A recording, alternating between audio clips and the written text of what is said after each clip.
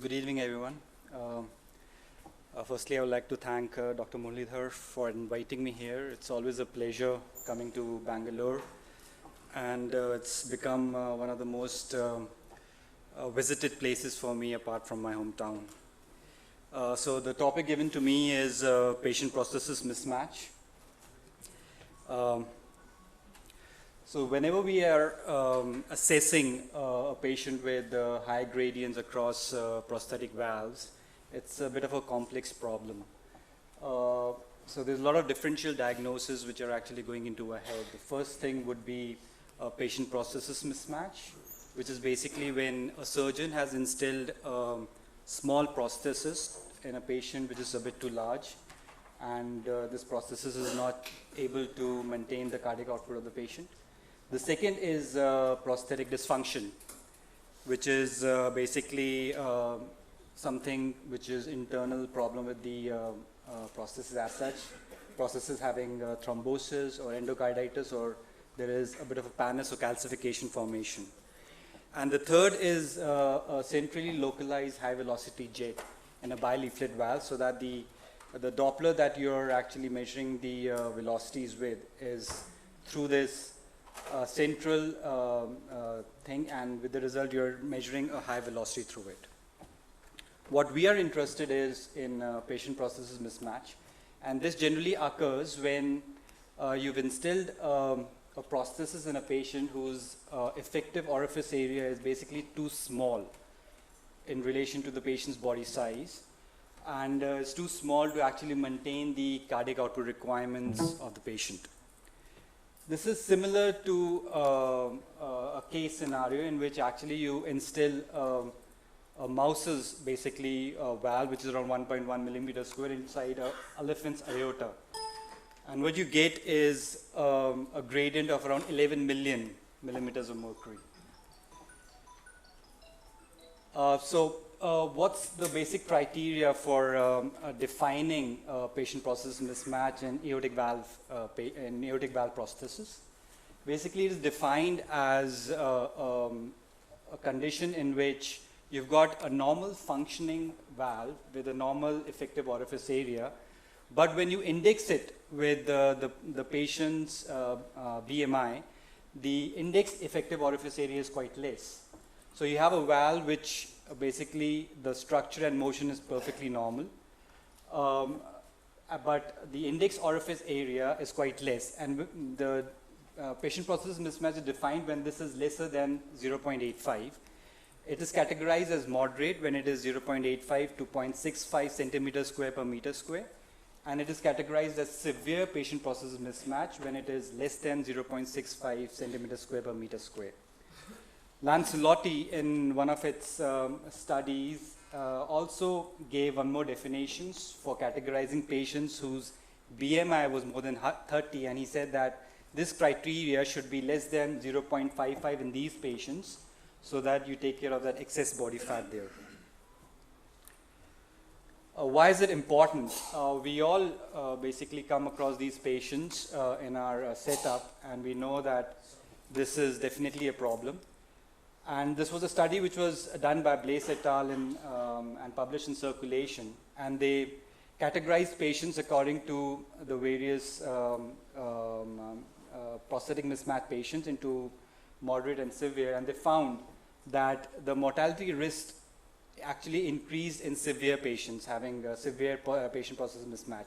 And this was very much increased in patients whose ejection fractions were lesser than 40%.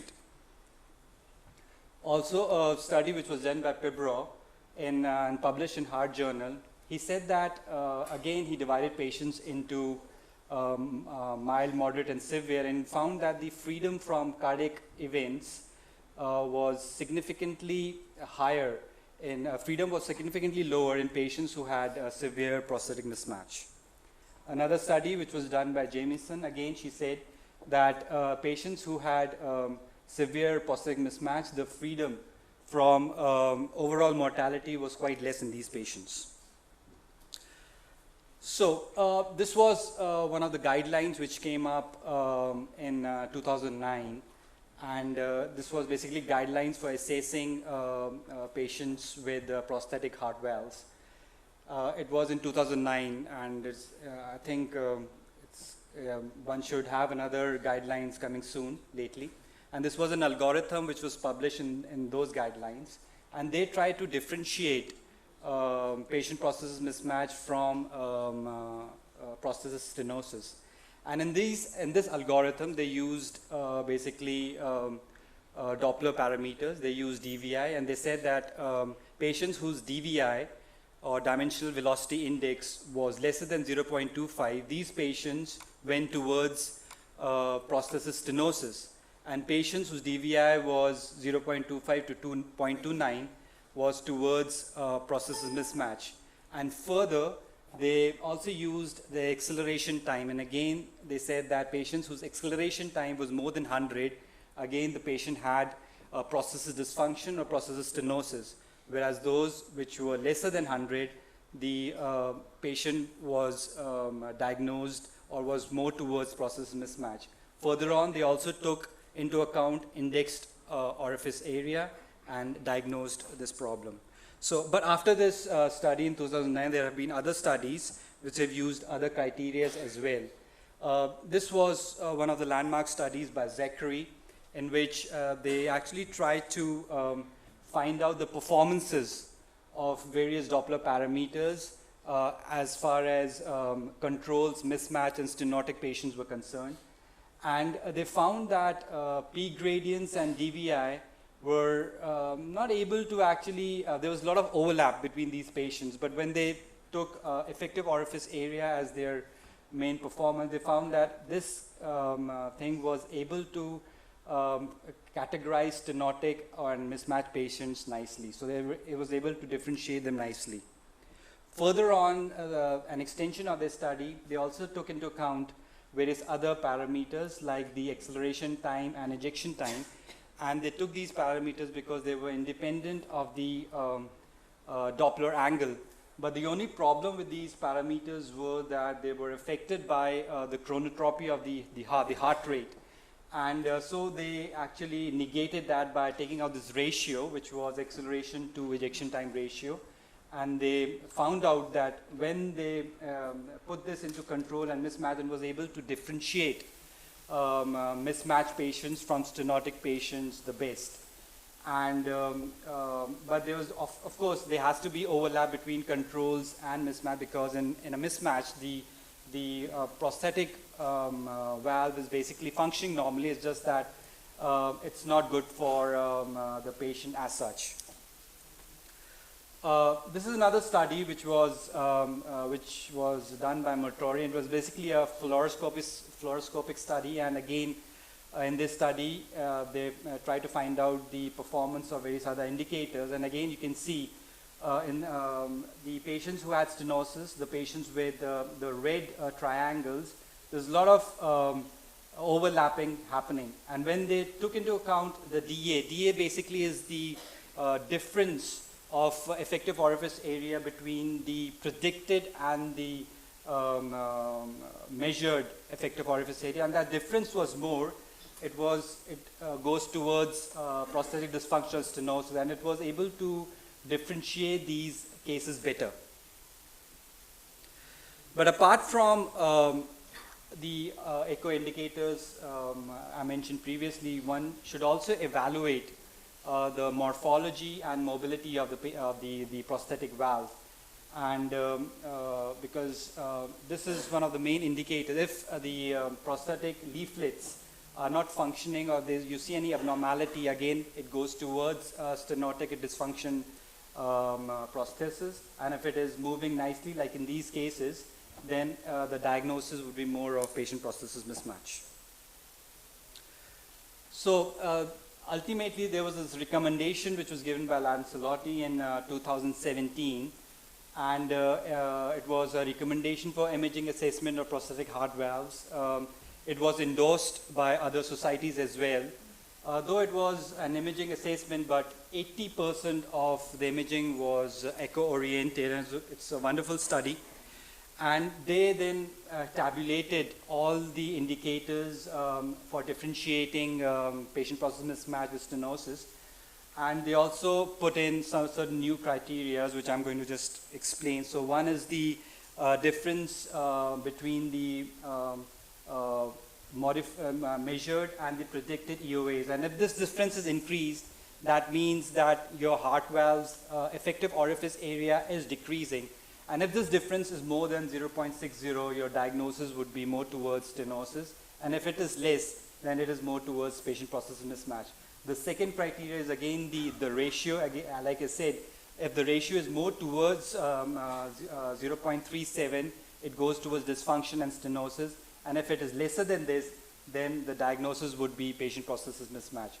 The other things that he said, which is very important, is the changes from in the echo parameters during follow-ups. So it's very important to actually take a baseline echo of these patients post-operatively. Generally, we do it after a month's time, and we measure the gradients and the effective orifice areas during that time, and then compare them during further follow-ups. And they found that if there's increase, and there is an increase in the mean gradients during follow-ups to the extent of more than 20 millimeters of mercury, again, you are dealing with stenosis. If it is less, then patient-process mismatch. And if there is also a decrease in the further follow-ups for effective orifice areas, then again you're dealing with stenosis. And if that decrease is not there, then it is most probably a patient-process mismatch.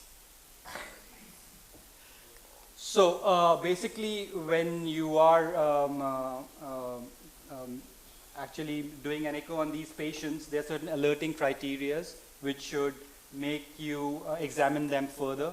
These alerting criteria would be patients whose velocities are more than 3 meters per second, whose gradients are more than 20 millimeters of mercury, effective orifice area is more than 1.2, indexed, when you do that, it is less than 0.85 centimeters square per meter square, and dimension velocity index is 0.35. As you get these alerting criteria, you need to assess these patients further, and if you see that your valve structure and motion is perfectly normal, the diagnosis towards patient-process mismatch.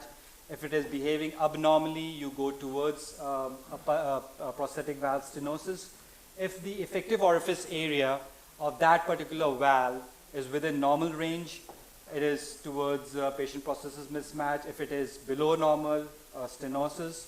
If the predicted EOA or effective orifice area is less than 0.85, it goes towards patient-process mismatch. And of course, during follow-ups, there is no increase in the gradients, or there is there's no decrease in the effective orifice areas, goes towards the patient-process mismatch, and that's vice versa for stenosis.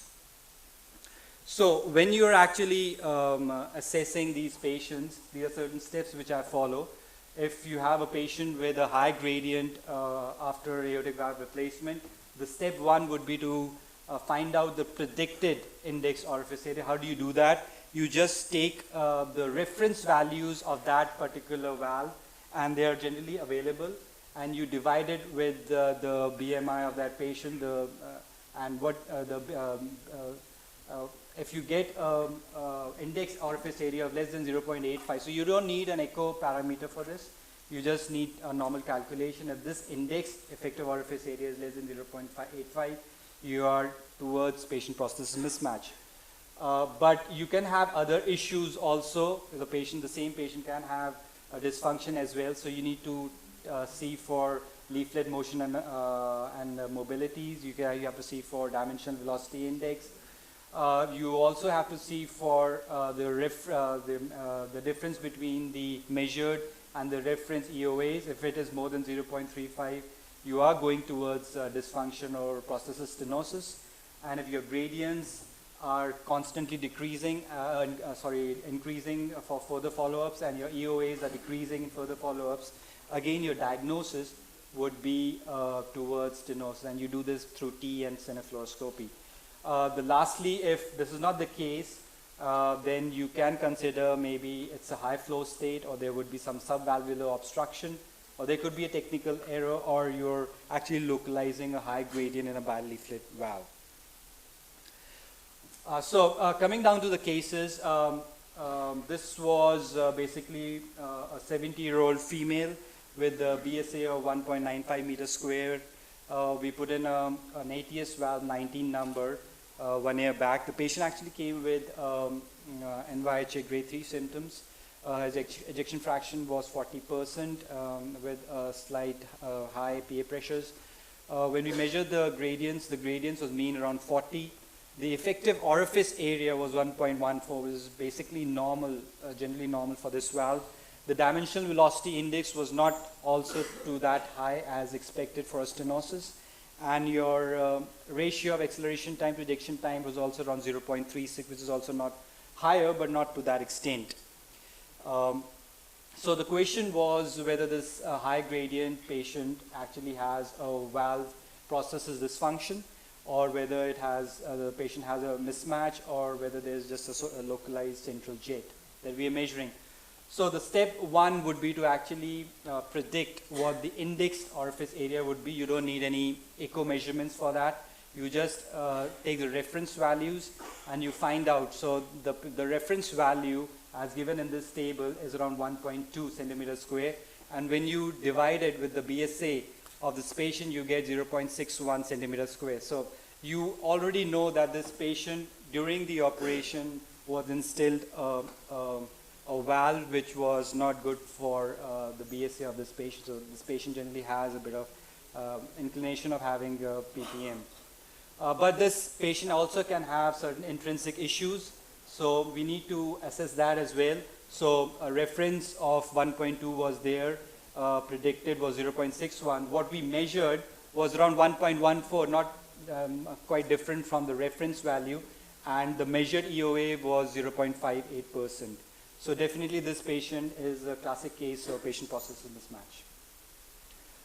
So this is basically one of the cases which was given to me by one of my colleagues in a different hospital during the era of TAVI. This was a case, a 70-year-old patient with a BSA of 1.90 meters square, had instilled a TAVI Sapien 20 millimeters. The echo 20 days post TAVI, the gradients were 44.26. The effective orifice area of this patient was, this valve was 1.2, which is basically normal generally. But when you index it with the BSA, it was 0.63. The DVI was 0.35. Even the ratio was not that high. And the patient actually had a normal leaflet motion. So this is generally a case of patient-process mismatch. Apart from this one, in which they instilled a 41-year-old patient with a bicuspid aortic valve, developed dyspnea post 3 months TAVI.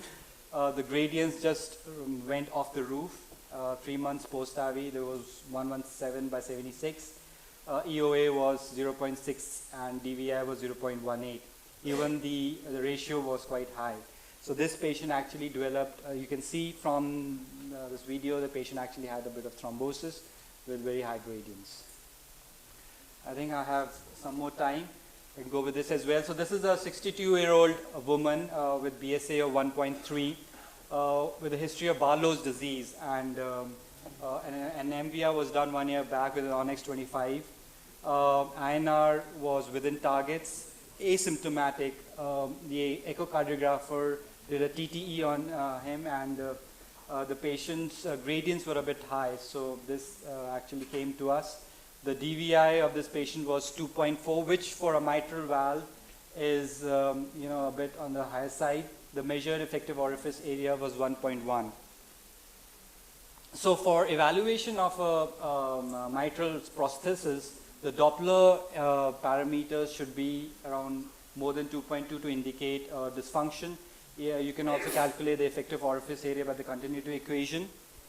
So the question was whether this patient actually has patient-process mismatch. So the algorithm that we follow is, again, high gradients after MVR, just look for a predicted index orifice area, which you get through reference values. If this orifice area is less than 0.9, you're dealing with patient-process mismatch in a mitral patient. But you should also assess the leaflet mobility. For a mitral valve, the DVI should be more than 2.2, and the other criteria are the same as far as for the aortic valve is concerned. So this patient, actually, these are the reference values for an Onyx valve. the would be around 2.2 effective orifice area. So when we measured the effective orifice, predicted effective orifice area and predicted index effective orifice area is around 1.7, which is pretty good. So we generally know that this is not a PPM, a case of PPM. So should we suspect a dysfunction, the measured effective orifice area was 1.1, quite less than the reference value. So we know that this patient actually has a processes dysfunction. This was the fluoroscopy that was done, and then when we did a TE on him or her, we found that there was a bit of thrombosis. So the key points in the study, in this presentation, is that high gradients does not always mean valve dysfunction. Patients may have both patient processes mismatch as well as stenosis in the same patient, and there has to be multi-parametric approach as the key to differentiate. Again, high gradient in aortic valve prosthesis, the first four variables are generally the same. The main differentiating factors would be the leaflet motion and morphology. The effective orifice area would be normal in PPM, it would be definitely less in stenosis. And during follow-ups, there would be a definite increase in gradients in stenosis, and the gradients would be less in PPM. And the effective orifice area also in stenosis would be decreasing further on. Thank you.